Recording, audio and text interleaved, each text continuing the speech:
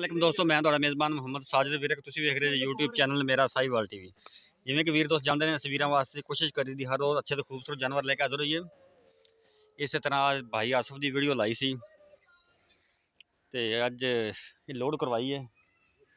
ਇਹ ਲੋਡ ਹੋ ਗਈ। ਇੱਕ ਗਾਂ भाई अमर ਦੀ ਲਾਈ ਸੀ, ਉਹ ਵੀ ਲੋਡ ਕਰਾਉਣੀ ਹੈ। ਇਹ भाई आसफ ਦੀ ਗਾਂ ਸੀ लाई हुई 2 दिन पहले, 2-3 दिन ये लोड करवाती है। तो दूसरी गां भाई अमर दी वो लोड करवाने हैं।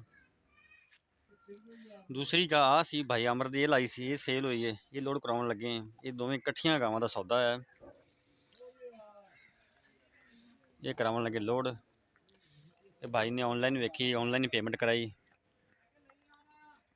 ले आओ।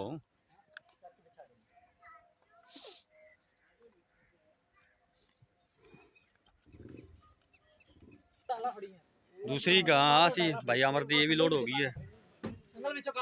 ये दोवें गावां इस्लामाबाद जा रही हैं। साड़ी दुआ है कि अल्लाह ताला खैर सलामती भाई के घर पहुंचावे।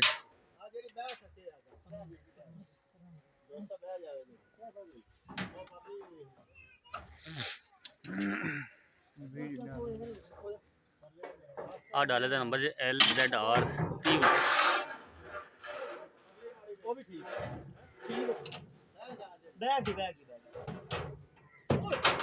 बचे